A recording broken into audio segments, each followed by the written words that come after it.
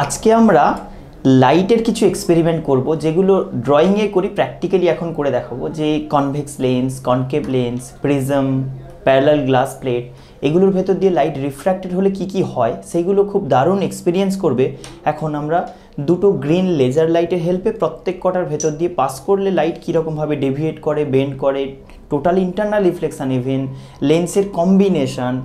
Actually এখানে আমি দুটো লেন্স নিয়েছি মনে হবে অ্যাপারেন্টলি, বাট এটা কিন্তু লেন্স নয়, ওয়ান টাইপ অফ লেন্সের মডেল বলতে পারো, যেটা কি না প্রপারলি রিফ্র্যাকশানটাকে দেখাতে পারে যে কী ওয়েতে রিফ্র্যাক্টেড হয়। সো প্রত্যেক কটা আমরা গ্রিন লেজারের হেল্পে গ্রিন লেজার লাইট পাস করিয়ে দেখাবো যে কী ওয়েতে রিফ্র্যাক্টেড হয় অ্যান্ড কী ওয়েতে টোটাল ইন্টারনাল রিফ্লেকশান ইভেন হয়। সবকটাই আমরা তাহলে চলো দেখে নিই কীরকমভাবে কাজ করে। তো ফার্স্ট আমরা দেখো তাহলে কনভার্জিং অ্যাকশান অফ লেন্স দেখছি, যেখানে একটা parallel beam of light incident হলো লেজার লাইট, সেখানে কনভেক্স লেন্সের ভেতর দিয়ে পাস করার পরে ওটা দেখো ক্লিয়ারলি একটা পয়েন্টে কাট করছে, মিট করছে, তার মানে রেটা কনভার্জ করছে একটা পয়েন্টে। তো এই জন্য আমরা কনভেক্স লেন্সকে কনভার্জিং লেন্স বলি। দুটো রে ইনসিডেন্ট হলো, একটা পয়েন্টে ক্লিয়ারলি কাট করলো, রাইট? এইটা হচ্ছে সেটা ফোকাস, যেটাকে আমরা বলি যে প্যারালাল রেগুলো আফটার রিফ্র্যাকশন যে পয়েন্টে মিট করে সেটাকে আমরা ফোকাস বলছি। এইটা হলো converging action. So convex lens called converging lens. So এইটা আবার একটা দেখো diverging action of concave lens. এটা যদি আমি কনকেভ লেন্স বলি তাহলে দেখো রেগুলো আফটার রিফ্র্যাকশন স্প্রেড আউট করে যাচ্ছে, ডাইভার্জ করছে, মানে প্যারালাল বিমগুলো ইনসিডেন্ট হলো, তাদের মাঝে সেপারেশনটা রিফ্র্যাকশনের পরে কিন্তু বেড়ে গেল, ডাইভার্জ করে যাচ্ছে। তো এইটাকে আমরা বলছি ডাইভার্জিং অ্যাকশন। সেই কারণে আমরা এই টাইপের লেন্সকে বলছি concave lens or diverging lens. Concave লেন্সকে এই কারণে ডাইভার্জিং লেন্স বলা হয়, কারণ হচ্ছে রেগুলো আফটার রিফ্র্যাকশন ডাইভার্জ করে যায় বলে।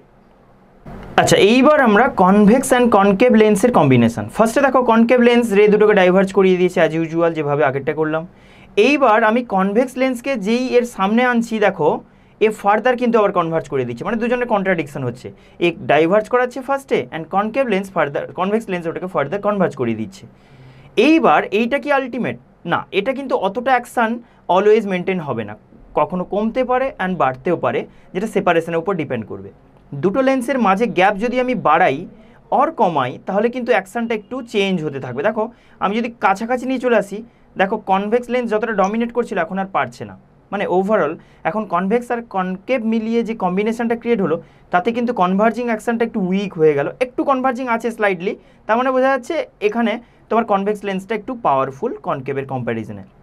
কনভেক্স লেন্স ওই কারণে আলটিমেটলি রেটাকে কনভার্জই করাচ্ছে, বাট অতটা নয় আগে যেরকম করছিল। সো এখানে ক্লিয়ার একটা কনসেপ্ট পাওয়া গেল যে সেপারেশনের উপর কিন্তু খানিকটা ডিপেন্ড করে যে কতটা কনভার্জ করবে, কতটা ডাইভার্জ করবে।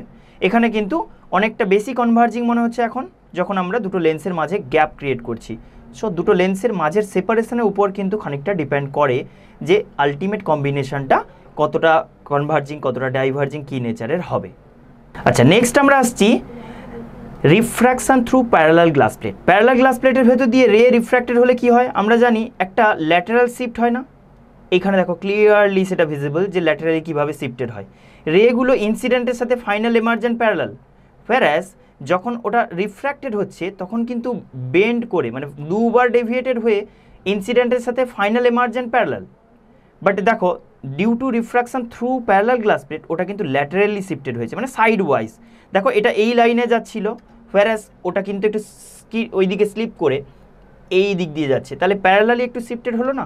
তার মানে যেটাকে বলছি ল্যাটারাল শিফটিং, ল্যাটারালি শিফটেড হচ্ছে, সাইড ওয়াইজ কিন্তু রেটা শিফট করছে, যেটা উইথাউট ডেভিয়েশন, কোনো ডেভিয়েশন হচ্ছে না, বাট সাইড ওয়াইজ একটু ল্যাটারালি মুভ করছে, ল্যাটারালি শিফট হচ্ছে। আচ্ছা, নেক্সট আসছি প্রিজমের রিফ্র্যাকশন থ্রু প্রিজম। ক্লিয়ারলি এখানে দেখা যাচ্ছে, দেখো প্রিজম এটা যদি বেস হয় তাহলে বেসের দিকে রে বেন্ড করছে না রিফ্র্যাকশনের পরে, যখনই রিফ্র্যাক্টেড হবে সেটা বেন্ড করবে টুয়ার্ডস দ্য বেস। এইটা হলো নর্মাল রিফ্র্যাকশন থ্রু প্রিজম, যেখানে আমি বলবো যে রেটা প্রিজমের জন্য বেসের দিকে অলওয়েজ বেন্ড করবে।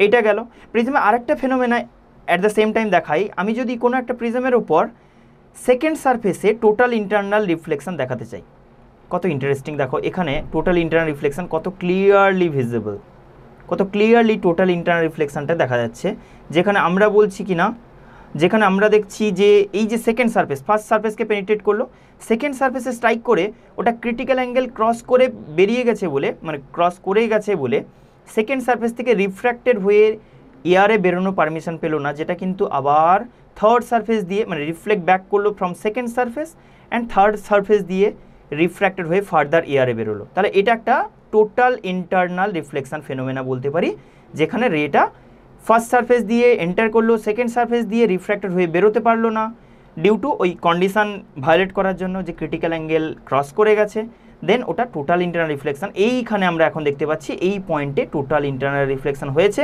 তাহলে এটা ক্লিয়ারলি বোঝা যাচ্ছে যে ডেন্সার থেকে রেয়ারে যাওয়ার সময় এই জিনিসটা হয়, অ্যান্ড যখন অ্যাঙ্গেল অফ ইনসিডেন্স এক্সিড করে যায় একটা লিমিট ক্রিটিক্যাল অ্যাঙ্গেল, তখনই আমরা এই ফেনোমেনা একমাত্র অবজার্ভ করতে পারি।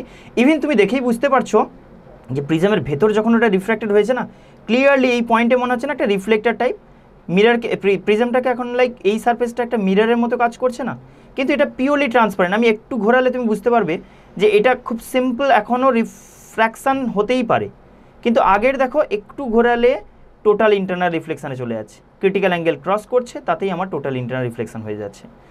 সো আই হোপ খুব হেল্পফুল হলো ভিডিওটা তোমাদের জন্য।